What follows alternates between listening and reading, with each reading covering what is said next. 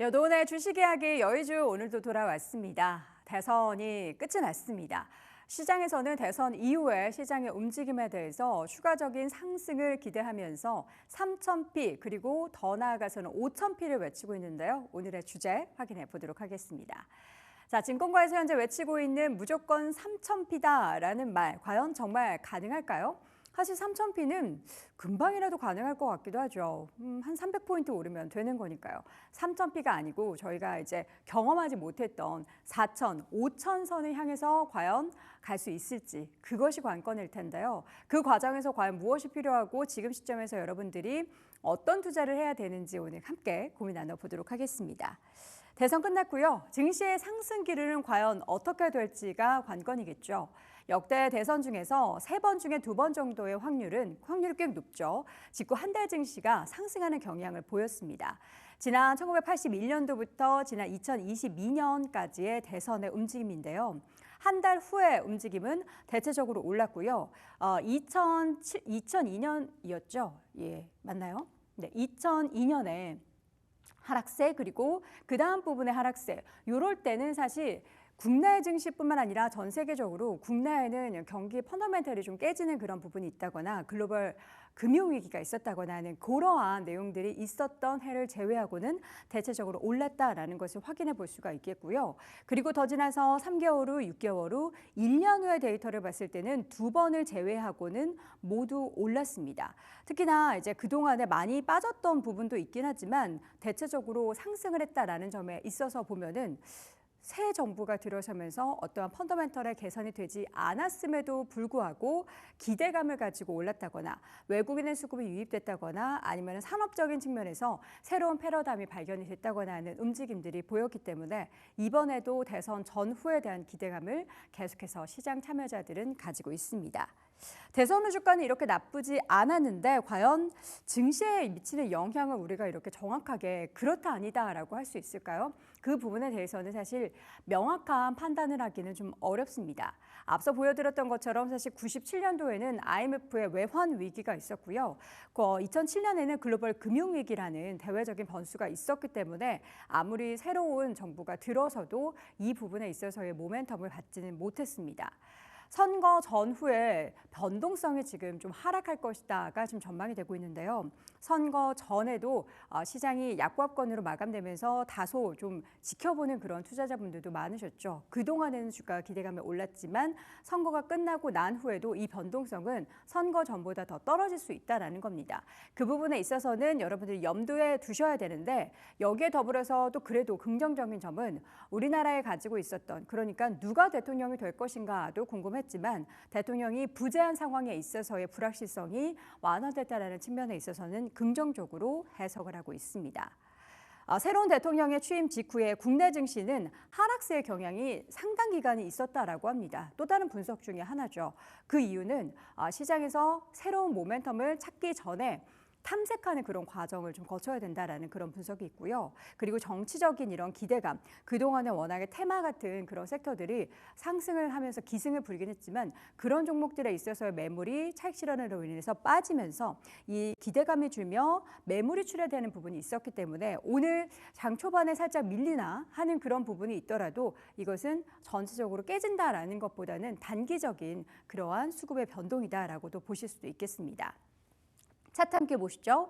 대체로 선거 이후에 주식시장의 변동성이 하락했다라는 건데요. 지난 2012년, 17년 그리고 22년도의 대선의 경우에 모두 변동성이 선거일 당일 그 직전까지 이렇게 올라가다가 그 다음부터 많이 줄어들었다는 것을 확인해 볼 수가 있겠습니다.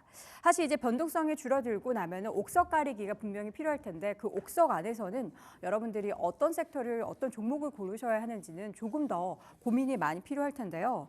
그래도 지금은 다행인 것은 선거일 전부터도 누가 대통령이 돼도 시장은 올라갈 것이다를 기대를 했습니다. 왜냐하면 어쨌든 우리는 나라에 지금 수장이 없는 그런 상황에서 누가 되더라도 일단 수장이 생겼다는 것의 불확실성이 완화가 되는 거니까요. 그리고 이 가운데 있어서 추가적으로 상승하기 위해서는 그동안에 올랐던 조방원 말고도 주도 섹터가 강력하게 있어야 되는데 그 주도 섹터 중에서는 물론 2차 전지도 다시금 이야기하지만 워낙에 펀더멘털 자체가 좋지 않기 때문에 결국에는 AI 관련한 산업에 있어서의 다시 한번 상승을 기대하고 있습니다. 또 밤사이에도 엔비디아가 다시 한번 시가총액 1위 자리를 굳건하게 지키는 모습, 또 반도체 관련한 종목들이 오르면서 반도체주에 대한 관심도 다시 한번 불붙을 예정이다라는 이야기도 나오고 있습니다. 민주당의 후보였던 이재명 후보가 대통령으로 당선이 됐죠. 오늘 바로 취임을 합니다.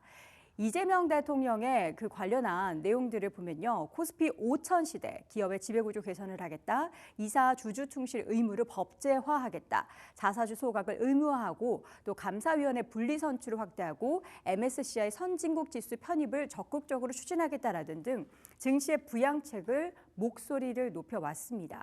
그렇기 때문에 조금 더 시장에 대한 우호적인 정책 덕분에 이재명 대통령의 당선 이후에 취임 이후에 그 행보를 더욱더 기대하고 있는 상황입니다.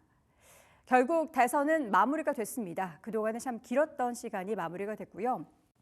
정치적인 리스크가 해소가 됐기 때문에 이제는 다소 외국인들이 마음 놓고 국내 시장에 투자를 할 수 있겠다라는 앞서 내용 함께 다시 한번 보시죠. 외국인이 다시 한번 투자할 수 있겠다라는 기대감을 가지고 있는 상황입니다. 다 안 봤어요. 자, 그리고 17년 대선 이후에 외국인 순매수세가 점진적으로 확대가 되기도 했고요. 그 매수세가 단기간에 반짝 들어온 게 아니고요. 2, 3개월 정도 이어지는 외국인의 수급이 나타났기 때문에 앞으로도 지금 막 들어온 외국인, 10개월 만에 들어왔잖아요. 지금 막 들어오는 외국인이 추가적으로 더 살 수 있다는 거고 뭘 살지에 대해서는 사실 잘 아직은 모르겠습니다. 5월 달에 샀던 종목은 조금 다르긴 하던데 새 정부가 워낙에 AI 산업의 성장에 대한 중장기적인 방향성을 계속해서 목 놓아 외쳤기 때문에 이 부분에 대한 기대감 그리고 오는 7월에 선발될 5개 AI 국가대표 기업에 또 주목해야 한다는 목소리도 있는데 대형주 말고도 중소형주 안에서도 기회가 있기 때문에 관련한 종목이 될 것이다라는 다소 카더라 통신 같은 그런 좀 보도 내용도 있어서 여러분들이 그 안에서 정말 중심을 잡고 옥석 잘 가리셔야겠습니다. 외국인 투자자들이 지난 한 달 동안 샀던 종목들 제가 지난번부터 자주 말씀을 드렸는데요. 다시 한번 10개월 만에 K 주식을 사고 있는 외국인 투자자들 종목 가운데서는 SK 하이닉스를 가장 많이 샀습니다.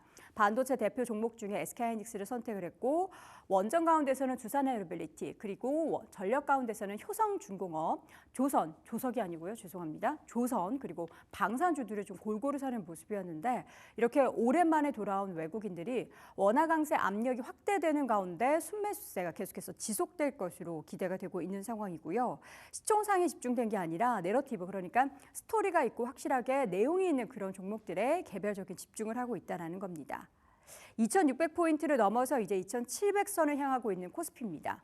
여기에서 더 가기 위해서 필요한 건 외국인의 수급도 그렇지만 또 다른 주독 섹터인데요. 조방원 말고 뭐가 될지에 대해서는 다들 반도체를 외치고 있는데 여러분들도 동의하실런지는 모르겠습니다. 반도체 안에서도 외국인 투자자들이 사고 있는 SK하이닉스 말고 그동안에 정말 오랜 기간 박스권 5만 원대에 갇혀 있었던 삼성전자도 스물스물 힘을 내고 있거든요. 두 종목 과연 앞으로 한 달 그리고 하반기 흐름 어떻게 진행이 될지 잘 눈여겨보시기 바랍니다. 자, 오늘 여도은의 주식 이야기 열주에서는 대선 이후의 시장 상황에 대해서 이야기 나눠봤습니다. 매일 오전 8시 출발 딜사이트에서 만나요. 제발. 제발.